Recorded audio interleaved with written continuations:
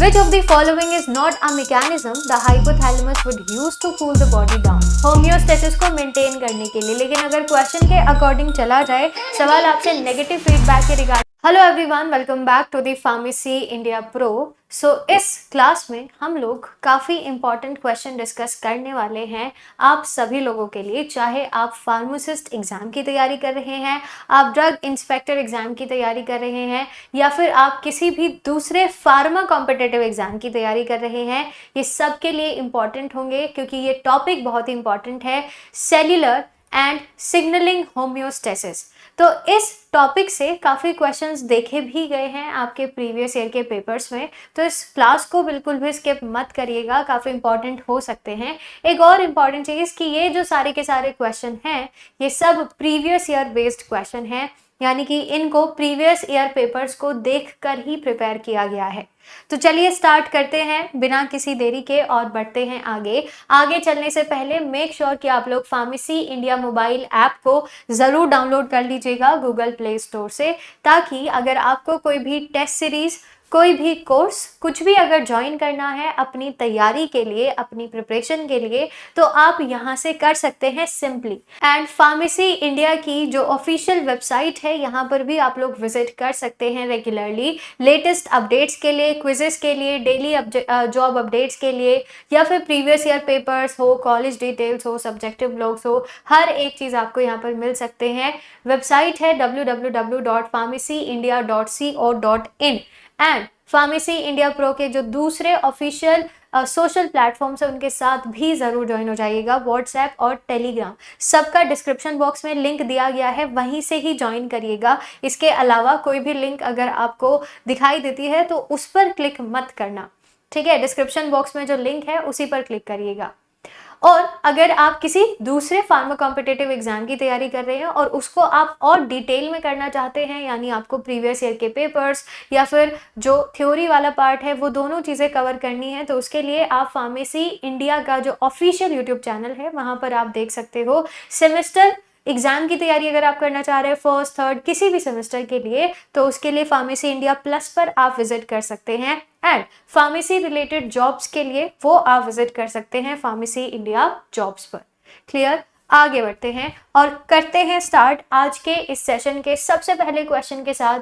सवाल है, which statement best describe the role of negative feedback in maintaining homeostasis? अब देखो, छोटी सी चीज है, what is feedback? फीडबैक होता है रिव्यू, है ना? और सवाल आपसे पूछा गया है कि इनमें से एक ऐसी स्टेटमेंट बताइए जो कि नेगेटिव फीडबैक को बहुत अच्छे से एक्सप्लेन कर रही है, डिस्क्राइब कर रही है, जो होम्योस्टेसिस मेंटेन करने के लिए इंपॉर्टेंट होता है। देखो, एक चीज मैं आपको यहाँ पर बताना चाहूंगी, वो ये कि ये जो फीडबैक है ये दोनों ही इंपॉर्टेंट होते हैं, चाहे पॉजिटिव हो या फिर नेगेटिव हो, दोनों ही फीडबैक इंपॉर्टेंट है होम्योस्टेसिस को मेंटेन करने के लिए। लेकिन अगर क्वेश्चन के अकॉर्डिंग चला जाए, सवाल आपसे नेगेटिव फीडबैक के रिगार्डिंग पूछा गया है, इसीलिए जो करेक्ट ऑप्शन हो जाएगा that will be option number B, जो कि रिवर्स करता है किसी भी पर्टिकुलर चेंज को जो भी हमारी बॉडी के अंदर हो रहा है इन अ कंट्रोल्ड वेरिएबल। ठीक है, तो answer is option number B. इसके बारे में थोड़ा मैं बता भी देती हूँ आप लोगों को कि क्या है। नेगेटिव फीडबैक एक ऐसा प्राइमरी मैकेनिज्म है फॉर मेंटेनिंग होम्योस्टेसिस। मैं आपको एक छोटा सा एग्जांपल भी बताती हूँ।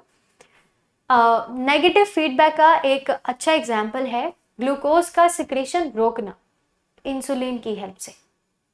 इंसुलिन एक हार्मोन है, पैनक्रियास से रिलीज होता है, तो अगर तुम इंसुलिन का जो सिक्रेशन है उसको रोकना चाह रहे हो, उसके लिए भी आपको एक फीडबैक भेजना होता है, which is a negative feedback.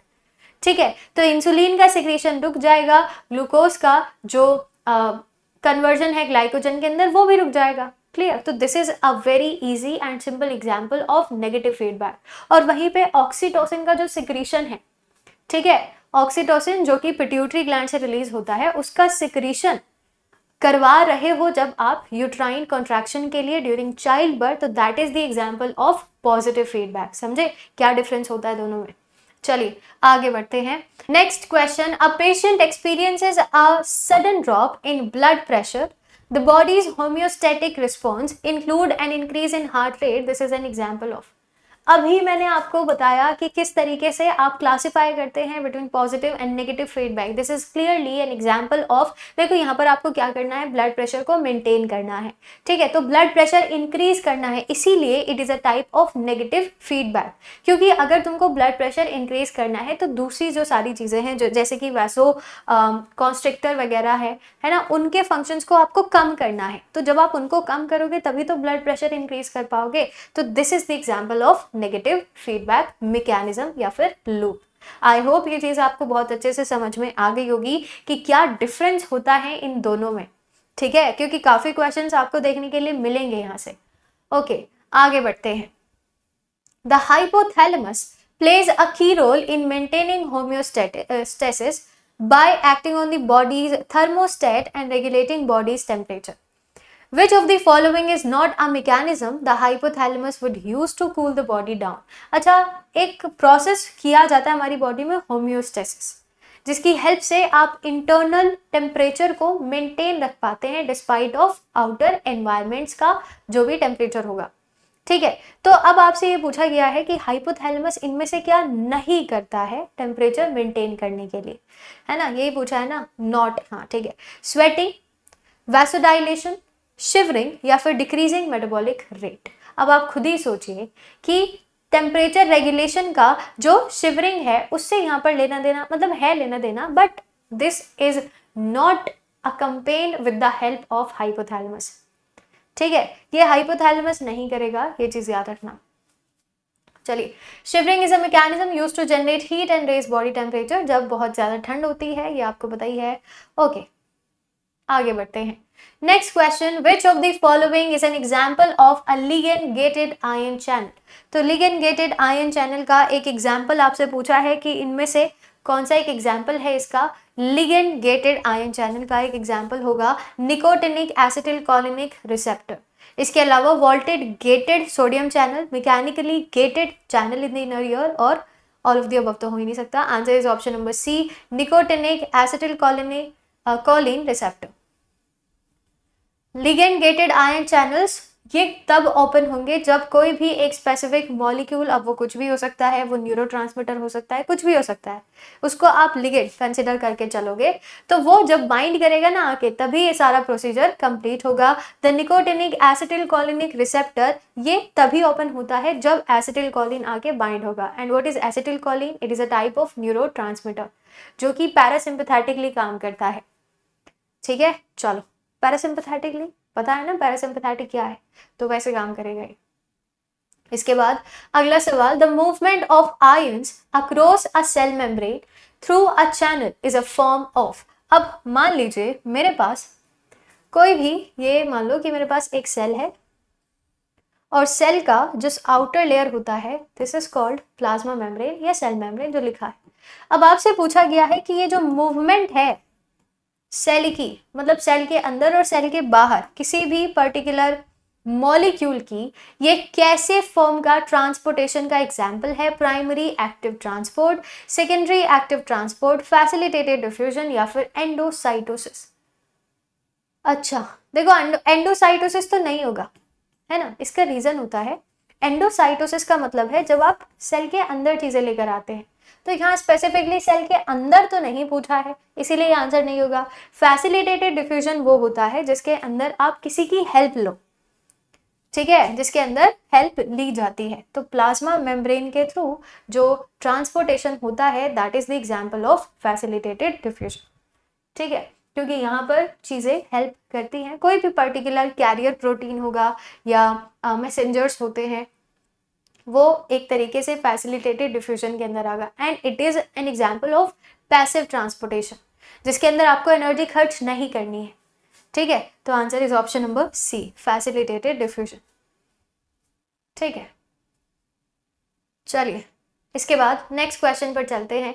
हाँ, एक्टिव ट्रांसपोर्टेशन में आपको एनर्जी खर्च करनी पड़ती है, एटीपी यूज करनी पड़ेगी। During the depolarization phase of an action potential, voltage-gated sodium channels open, allowing an influx of positive sodium ions. देखो मैं बताती हूँ क्या दिया गया है।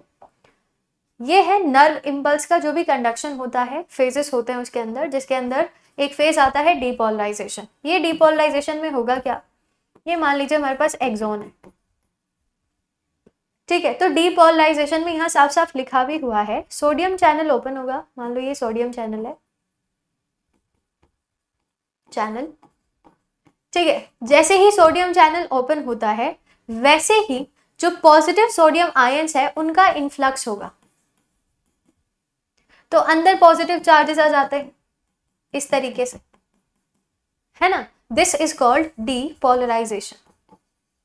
अब देखो आपसे क्वेश्चन में पूछा गया है कि ये किस तरीके का एग्जाम्पल है, क्या ये नेगेटिव फीडबैक है, पैसिव ट्रांसपोर्ट है, पॉजिटिव फीडबैक लूप है, या जी प्रोटीन कपल्ड रिसेप्टर है।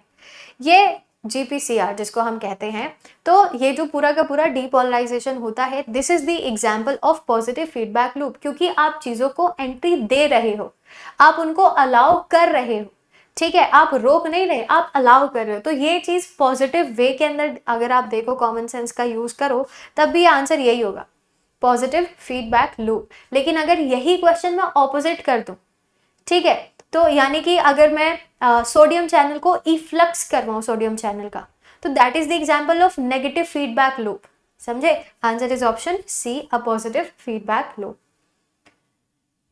The initial depolarisation causes some sodium channels to open, जिसकी वजह से जो भी सोडियम चैनल्स है वो अंदर की तरफ मूव करेंगे और अंदर की तरफ जो पॉजिटिव चार्जेस है वो आते हैं, बाहर की तरफ नेगेटिव चार्जेस रह जाते हैं, ये प्रोसेस चलता रहेगा, ठीक है। आगे बढ़ते हैं, विच ion is crucial for the fusion of neurotransmitter vesicles with the presynaptic membrane leading to the release of neurotransmitter। अब इनमें से एक ऐसा आपको आयन बताना है, आयन, ठीक है, इलेक्ट्रोलाइट, जो इंपॉर्टेंट होता है, बहुत ज्यादा इंपॉर्टेंट है फॉर न्यूरोट्रांसमीटर फ्यूजन, किसके साथ, प्रीसाइनेप्टिक मेम्ब्रेन के साथ, जिसकी वजह से न्यूरोट्रांसमीटर्स फिर आगे रिलीज होंगे साइनेप्टिक नोब से। तो this is the function of, बहुत ही फेमस है, calcium. Answer is option C. सुना होगा सब लोगों ने कि कैल्शियम रिलीज क्यों किया जाता है, जैसे ही आप जो न्यूरोट्रांसमीटर है, जैसे ही वो वहां आकर बाइंड करेंगे ना आपके डेंड्राइट पे, वैसे ही कैल्शियम आयन रिलीज हो जाता है। जब वो रिलीज होगा तभी आगे के साइनेप्टिक नोब्स ओपन होंगे और न्यूरोट्रांसमीटर रिलीज होंगे, समझे, तो इसीलिए जरूरी है ये। आगे बढ़ते हैं, next question is what is the main function of sodium potassium pump. क्या काम होता है सोडियम पोटेशियम पंप का, अभी थोड़ी देर पहले शायद मैंने बताया, depolarization, that is the step in sodium potassium pump, generating action potential, maintaining the resting membrane potential, releasing neurotransmitter, opening ligand gated channel। तो ये तो नहीं होगा, क्योंकि ये मैं ऑलरेडी आपको बता चुकी हूँ कि what is ligand gated channels. Sodium potassium pump का काम होता है कि जो भी आपके पास एक्सोन है उस पर रेस्टिंग मेम्ब्रेन पोटेंशियल को मेंटेन करना, ठीक है, ताकि जो चार्जेस का डिस्ट्रीब्यूशन है वो एकदम सही रहे और सारी चीजें ठीक रहे, है ना, ये देखने का काम होता है आपके सोडियम पोटेशियम पंप का। चलिए आगे बढ़ते हैं, 3 सोडियम आयंस आपके अंदर की तरफ जाएंगे और 2 सोडियम आयंस बाहर जाते हैं, ये चीज याद रखना। नेक्स्ट क्वेश्चन का आंसर ऑलरेडी गिवन है, लेकिन फिर भी बात करते हैं इसके बारे में। What is the function of a second messenger in a signal transduction pathway. देखो क्या फंक्शन होता है इसका, मान लीजिए मेरे पास ये है प्लाज्मा मेम्ब्रेन, ठीक है, बाहर से कोई चीज आ रही है, एक तो ट्रांसपोर्टेशन ऐसा है कि ये इजीली बाइंड कर जाए और ये अंदर एंटर कर जाए, ठीक है, एक ट्रांसपोर्टेशन ये है, और एक ट्रांसपोर्टेशन ये है कि ठीक है ये सब कुछ अंदर आ रहा है लेकिन इजीली नहीं जा पाएगा डीएनए को छेड़ने, है ना, तो इसके लिए हम यूज करते हैं सेकेंड मैसेंजर की। ये सेकेंड मैसेंजर इसको डीएनए के पास तक लेकर जाने में हेल्प करेगा, समझे, इसीलिए आंसर यहाँ ऑप्शन बी है, amplifying and propagating the signal within the cell, cell के अंदर, ठीक है, सेल के अंदर ही तो हो रहा है, क्लियर, तो answer is option B, already given है। आगे बढ़ते हैं, समझ में आया कि सेकेंड मैसेंजर का काम क्या होता है, ठीक है। इन अ GPCR pathway the activation of adenylyl cyclase leads to the production of which secondary messenger। अब सवाल आपसे पूछा गया है कि GPCR पाथवे में, जी प्रोटीन कपल्ड रिसेप्टर पाथवे, इसके अंदर एडिनाइलिल साइक्लेज का जो एक्टिवेशन आप करते हैं उसकी वजह से कौन से सेकेंडरी मैसेंजर का जो प्रोडक्शन है वो इंक्रीज हो जाता है? Inositol triphosphate, diacyl glycerol, cyclic AMP या फिर कैल्शियम। बहुत ही फेमस है, आप लोगों ने शायद काफी बार इसका नाम सुना भी होगा। Answer is cyclic AMP. ठीक है, एडिनोसिन मोनोफॉस्फेट, ये बहुत ही फेमस सेकेंडरी मैसेंजर है जो काफी जगह यूज होता है मैसेजेस को सेल के अंदर ही ट्रांसपोर्ट करने के लिए। ठीक है, एडिनाइलिल साइक्लेज इज एन एंजाइम जो कि जब एक्टिवेट होगा जब आप जी प्रोटीन कपल रिसेप्टर को साइक्लिक एएमपी के अंदर कन्वर्ट करते हैं। ठीक है, चलिए अगला सवाल, which secondary messenger is responsible for triggering the release of calcium from the endoplasmic reticulum. Okay, same question है कि आप एंडोप्लाज्मिक रेटिकुलम से जो कैल्शियम आयन रिलीज करते हैं मसल्स के अंदर वो किसकी हेल्प से होता है? कौन से सेकेंडरी मैसेंजर की हेल्प से होगा? Cyclic AMP, diacyl glycerol, inositol triphosphate या फिर साइक्लिक जीएमपी, ग्वानोसिन मोनोफॉस्फेट। ठीक है, तो आंसर जो यहाँ पर होगा जिसकी हेल्प से ये सारा काम हो रहा होगा that will B inositol triphosphate. ठीक है, IP3 याद रखना। आगे बढ़ते हैं, समझे। In certain signalling pathway the enzyme phospholipase C cleaves a membrane phospholipid into DAG and IP3।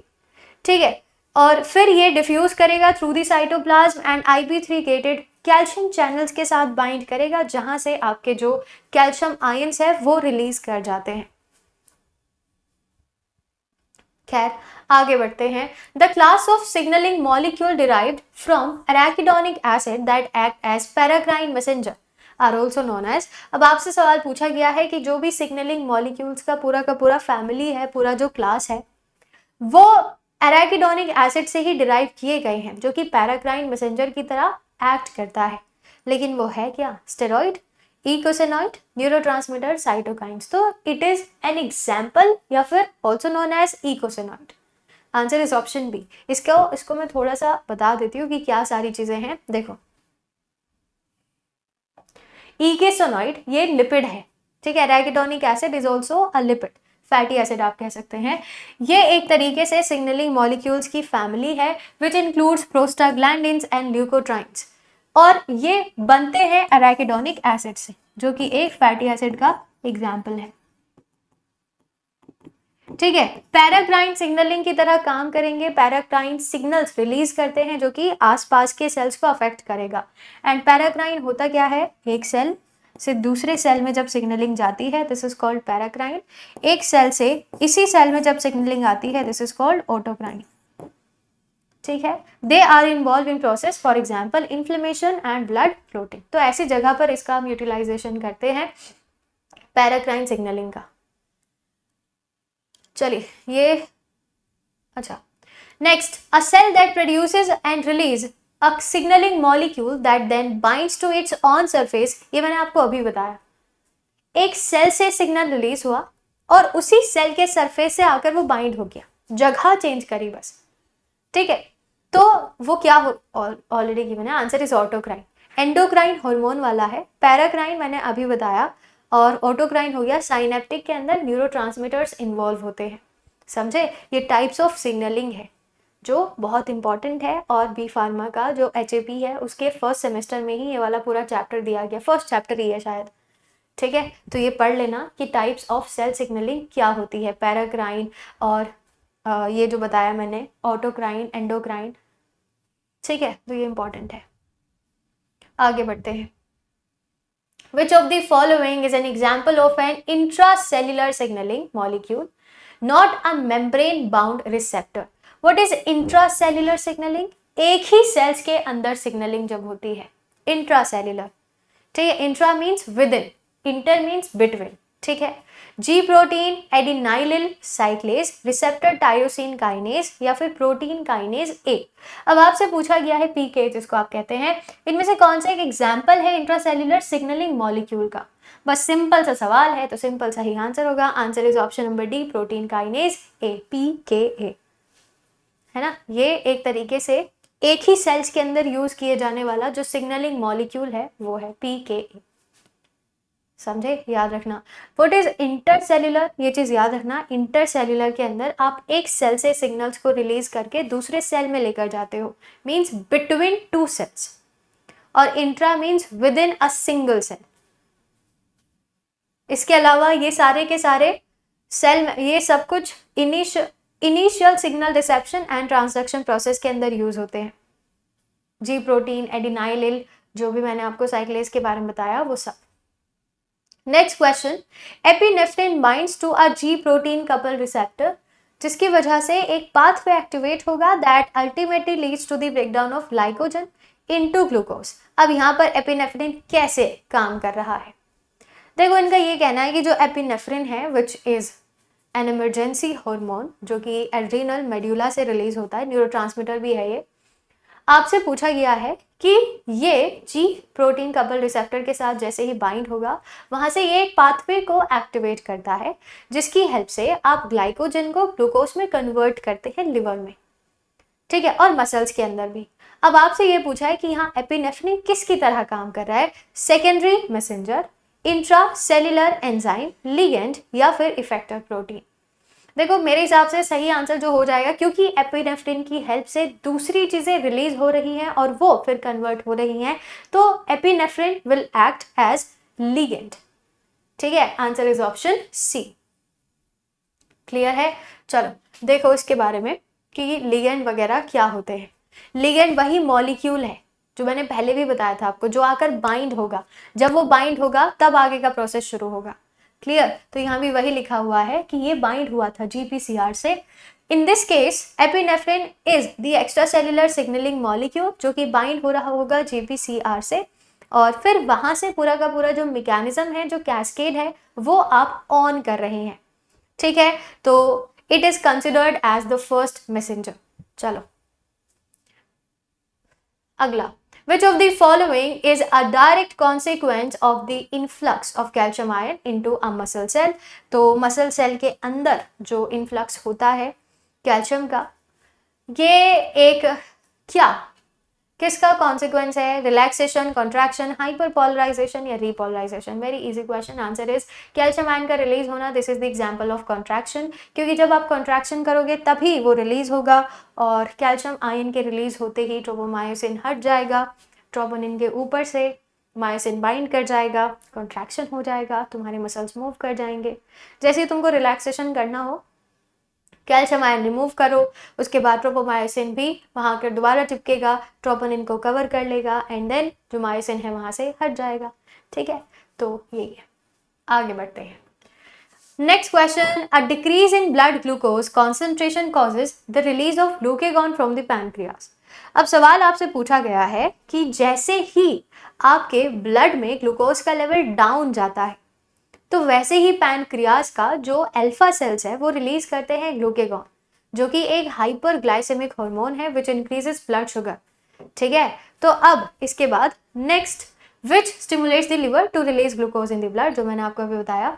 अब ये एग्जाम्पल किस होम्योस्टेसिस मैकेनिज्म का है? Positive feedback, negative feedback, and autonomic reflux, या फिर अ feed forward mechanism? I hope ये चीज आपको अब रट गई होगी कि क्या है ये, क्या सारी चीजें हैं। तो it is the very classic example of negative feedback. ठीक है, पॉजिटिव वाला जो मैंने आपको बताया था वो ऑक्सीटोसिन वाला था, और ग्लूकोज से रिलेटेड नेगेटिव फीडबैक। समझे?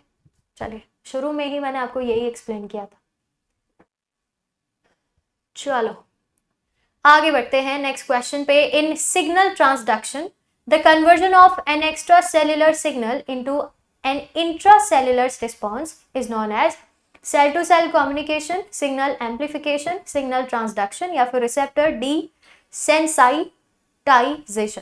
आपसे पूछा गया है कि सिग्नल ट्रांसडक्शन में जो एक्स्ट्रा सेल्यूलर सिग्नल को कन्वर्ट किया जाता है इंट्रासेल्यूलर सिग्नल्स के अंदर, ये किसका एग्जाम्पल है, या ये इसको आप क्या कहते हैं? तो इसको और बोला जाता है सिग्नल ट्रांसडक्शन। ठीक है, कोई बड़ी चीज नहीं थी, ये बहुत ही आसान सवाल था। सेकेंड लास्ट क्वेश्चन की तरफ चलते हैं। अ ड्रग, अब ड्रग से रिलेटेड क्वेश्चन है तो ध्यान से सुनना।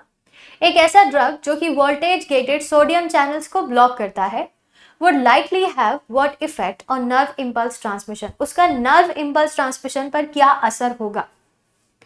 ठीक है, समझ गए सवाल। नर्व इम्पल्स ट्रांसमिशन में वही सोडियम पोटेशियम पंप वाली कहानी है।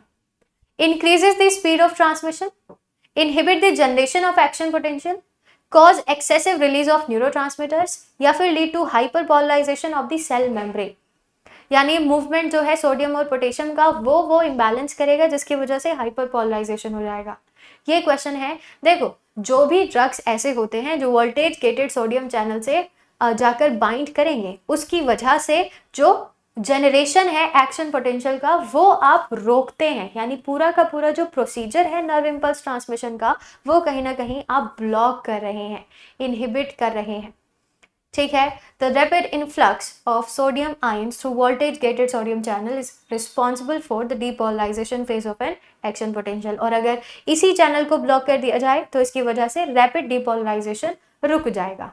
ठीक है, last question, the ability of a cell to detect and respond to its environment crucial for maintaining, किसके लिए जरूरी होगा?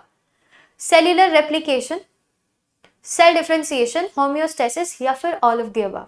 पूछा है कि एक सेल की ये डिटेक्ट करने की जो पावर होती है और रिस्पॉन्ड करने की जो पावर होती है कि उसके एनवायरनमेंट में क्या चेंजेस हो रहे हैं, क्या चल रहा है, ये क्यों ज़रूरी है, क्या मेंटेन करने के लिए ज़रूरी है। मेरे हिसाब से सारी चीज़ें, चाहे सेल्युलर रेप्लिकेशन हो, सेल का डिफरेंशिएशन हो, या फिर होम्योस्टेसिस हो, इन सभी को मेंटेन करने के लिए ये सब कुछ इंपॉर्टेंट होता है। क्लियर? तो ये थे सारे क्वेश्चंस आज की इस क्लास के। आई होप यहाँ तक आपको कोई डाउट, कोई प्रॉब्लम नहीं होगी। और अब हम लोग नेक्स्ट क्लास के अंदर मिलेंगे ऐसे ही और नए टॉपिक के क्वेश्चंस के साथ। तब तक के लिए stay tuned with pharmacy India pro.